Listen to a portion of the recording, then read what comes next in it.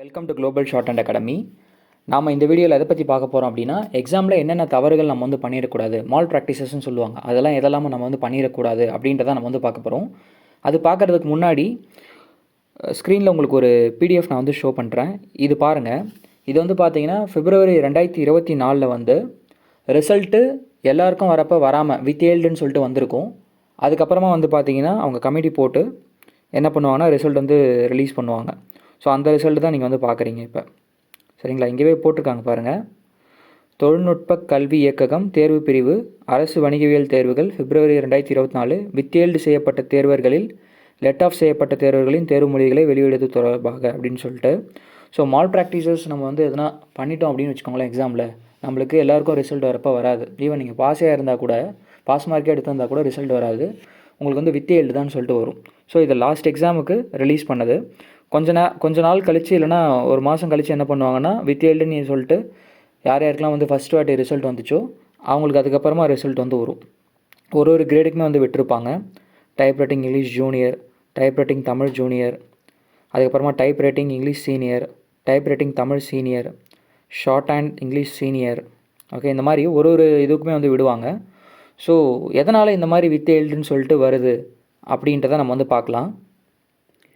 எக்ஸாமில் நாம் எதனா மால் ப்ராக்டிஸ் பண்ணால் அதுக்கு வந்து பார்த்திங்கன்னா பனிஷ்மெண்ட் இருக்குது. அதனால தான் ரிசல்ட்டுமே வந்து பார்த்திங்கன்னா வித்ஹெல்டுன்னு சொல்லிட்டு வருது.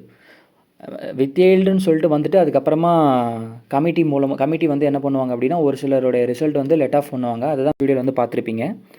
இப்போ நம்ம வந்து லிஸ்ட் ஆஃப் ப்ராக்டிஸ், அதுக்கு என்ன லிஸ்ட் ஆஃப் மால் ப்ராக்டிஸ், தென் அதுக்கு என்ன பனிஷ்மெண்ட் வந்து கமிட்டி வந்து ரெக்கமெண்ட் பண்ணியிருக்கு அப்படின்றத நம்ம வந்து பார்க்கலாம். 1 எடுத்துக்கிட்டிங்க அப்படின்னா, candidate attempting to disclose the identity by writing the name or examination center or institute or register number. இது என் பேப்பர் தான் அப்படின்னு சொல்லிட்டு நீங்கள் தெரியப்படுத்துகிற மாதிரி எதனா நேம் எழுதுறதோ, இல்லைனா எக்ஸாமினேஷன் சென்டர் எழுதுறதோ, இன்ஸ்டியூட் நேம் எழுதுறதோ, இல்லைனா ரிஜிஸ்டர் நம்பர் ஆன்சர் ஷீட்டில் எழுதுறதோ அதெல்லாம் பண்ணக்கூடாது. அப்படி பண்ணால் எக்ஸாமினேஷன் ரிசல்ட் வந்து வராது, கேன்சல் பண்ணிடுவாங்க. ரெண்டாவது வந்து பார்த்தீங்கன்னா எக்ஸீடிங் டைம் லிமிட்னு சொல்லிட்டு இருக்குது. எவ்வளோ நேரம் அவங்க கொடுத்துருக்காங்களோ அதுக்குள்ளே எழுதிடணும். அதை விட்டுட்டு இன்னும் 5 மினிட்ஸ் எழுதுறேன் அப்படின்னு சொல்லிட்டு பண்ணக்கூடாது. மோஸ்ட்லி வந்து இன்விஜிலேட்டரை அலோவ் பண்ணுவாங்க. ஆனால் நினச்சாங்க அப்படின்னா அவங்களுடைய ரிசல்ட்டுமே வந்து பார்த்திங்கன்னா கேன்சல் பண்ணலாம். அதுக்கப்புறம் ரைட்டிங் அப்பீல்ஸ் உள்ளே வந்து வேறு எதனா எழுதி வைக்கிறது, இந்த மாதிரி பாஸ் போட்டுருங்க அப்படின்னு சொல்லிட்டு அந்த மாதிரி எதனா எழுதி வைக்கிறது, அந்த மாதிரி இருக்கக்கூடாது. Possession of materials relating to the examination, எதனா வந்து சீட் பண்ணுற மாதிரி எதனா மெட்டீரியல்ஸ் வந்து வச்சுருக்கிறது, அது வந்து இருக்கக்கூடாது. 5th வந்து பார்த்திங்கன்னா, candidate appearing for English but written Tamil question paper code on wrapper and vice versa but answered for the due question paper code as per the nominal rule. Question paper code மாற்றி எழுதிடுறது, அந்த மாதிரி எழுதினீங்கன்னா கூட அது வந்து mall ப்ராக்டிஸாக தான் வந்து போகும். ஸோ ரெஜிஸ்டர் நம்பரும் கொஸ்டின் பேப்பர் கோடும் வந்து ரொம்ப ரொம்ப இம்பார்ட்டண்ட்.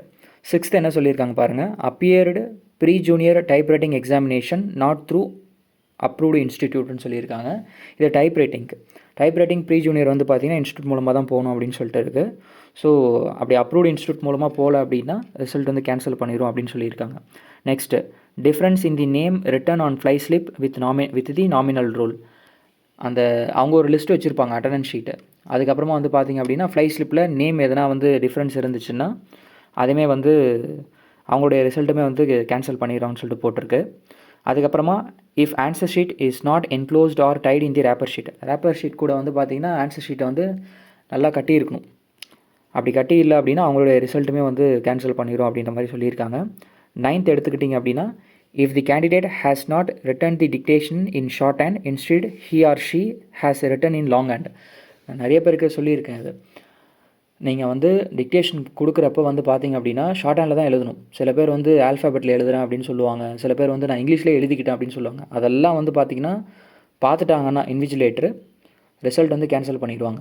ஸோ அதனால் வந்து அதை எதையுமே வந்து எழுதாதீங்க. சப்போஸ் நீங்கள் எழுதுனீங்கன்னா கூட அதை வந்து அழிக்கணும். இது ஆக்சுவலாக எழுதவே கூடாது.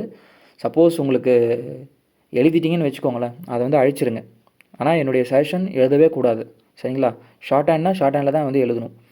நெக்ஸ்ட்டு 10th என்ன சொல்லியிருக்காங்க பாருங்கள். இரலவெண்ட் ஆன்சர், ஏதோ ஒன்று எழுதுறது. டிக்டேஷன் ஒன்று கொடுத்துருப்பாங்க, நம்ம இஷ்டத்துக்கு ஒன்று வந்து எழுதுறது. பேஜ் ஃபில் பண்ணி வச்சோன்னா கரெக்ஷன் போட்டுருவாங்க அப்படின்னு சொல்லிட்டு அவங்களுடைய ரிசல்ட்டுமே வந்து பார்த்திங்கன்னா வராது. Next, using the question paper as answer book, question paper உங்களுக்கு வந்து இப்போ நம்மளுக்கு வந்து டிக்டேஷன் தான் கொடுக்குறாங்க, இதை டைப் ரைட்டிங் சொல்லியிருப்பாங்க. இல்லைனா இன்டருக்கு வந்து தியரி கொஸ்டின்ஸ் வந்து கொடுப்பாங்க. அதில் வந்து எதனா எழுதுறது அந்த மாதிரி எதுவுமே இருக்கக்கூடாது. அதை தான் சொல்லியிருக்காங்க. 12வது வந்து பார்த்தீங்கன்னா டைப் ரைட்டிங் மிஷின் வந்து சேஞ்ச் பண்ணுறதுன்னு சொல்லியிருக்காங்க. அங்கே இருக்கவங்ககிட்ட இன்ஃபார்ம் பண்ணாமல் சேஞ்ச் பண்ணுறது அது. நெக்ஸ்ட்டு வந்து பார்த்தீங்கன்னா 13வது ரொம்ப ரொம்ப important, candidates appearing more than 1 grade in the same subject at the same sitting. ஒரே நேரத்தில் வந்து பார்த்தீங்கன்னா ஜூனியரும் எழுதுறது, சீனியரும் எழுதுறது அந்த மாதிரி வந்து சில பேர் அப்பியர் ஆகியிருப்பாங்க 2 அப்ளிகேஷன் போட்டு. அவங்களுக்குலாம் வந்து பார்த்தீங்கன்னா ரிசல்ட்டே வந்து வராது. Candidates appearing same grade in the same subject at the same sitting of exam from more than 1 institution. சில பேர் வந்து பார்த்தீங்கன்னா ஒரு இன்ஸ்டியூட்டில் வந்து ஜூனியர் போட்டிருப்பாங்க, இன்னொரு இன்ஸ்டியூட்டில் வந்து பார்த்தீங்கன்னா சீனியர் போட்டிருப்பாங்க. அந்த மாதிரி இருந்தாலுமே அவங்களுடைய ரிசல்ட் வந்து வராது. இதெல்லாம் ரேரு. ஆனால் அப்படி கண்டுபிடிச்சி அவங்க என்ன பண்ணிடுவாங்க அப்படின்னா ரிசல்ட் வந்து கேன்சல் பண்ணிடுவாங்க. சரிங்களா? ஸோ 15வது பாருங்கள், a private candidate applied for the same subject in the same grade or different grade more than once. அதே தான் முன்னாடி மேலே சொல்லியிருக்கிறது இன்ஸ்டியூட் கேண்டிடேட்டுக்கு. 15 கீழே இருக்கிறது வந்து பார்த்திங்கன்னா ப்ரைவேட் கேண்டிடேட்டுக்கு. ஒரு சப்ஜெக்டில் ஒரு கிரேடு தான் அப்பியர் ஆகணும். அதை தான் வந்து சொல்லியிருக்காங்க. 2 கிரேட் அப்பியர் ஆகணும் அப்படின்னா ஜூனியரும் சீனியரும் அப்ளை பண்ணணும் அப்படின்னா ரிசல்ட் வந்து வராது. Next, candidates from the same institution applied for more than 1 grade in the same subject. அதே தாங்க. நெக்ஸ்ட் அவங்களுக்கு வந்து என்ன சொல்லியிருக்காங்க பாருங்கள், அந்த மாதிரி இருந்துச்சுன்னா punishment, current examination in that subject is cancelled, institution is severely warned and approval may be cancelled if repeated. Institute candidates வந்து ஒரே இன்ஸ்டிடியூட்டில் ஒரே சப்ஜெக்ட்டுக்கு 2 கிரேட் அப்பியர் ஆகியிருந்தால் ரிசல்ட் கேன்சல் பண்ணிடுவாங்க, இன்ஸ்டியூட்டோட அப்ரூவல் வந்து கேன்சல் பண்ணிடுவேன் அப்படின்ற மாதிரி சொல்லியிருக்காங்க. நெக்ஸ்ட்டு 17வது எடுத்துக்கிட்டிங்க அப்படின்னா, appearing for the examination without requisite qualification. அப்படின்னா சில பேர் வந்து சீனியரே முடிச்சிருக்க மாட்டாங்க, ஆனால் வந்து பார்த்திங்கன்னா ஹை ஸ்பீட் எக்ஸாம் அப்பியர் ஆகிறேன்னு சொல்லிட்டு அப்ளை பண்ணி எக்ஸாம் வந்து ஹால் டிக்கெட்லாம் கூட வந்துடும் சம்டைம்ஸு. ஸோ அப்படிலாம் வந்து போச்சு அப்படின்னா அவங்க வந்து அவங்கள வந்து டிபார் அடுத்த பனிஷ்மெண்ட் பாருங்கள், இது ரொம்ப சிவியரான பனிஷ்மெண்ட்டு.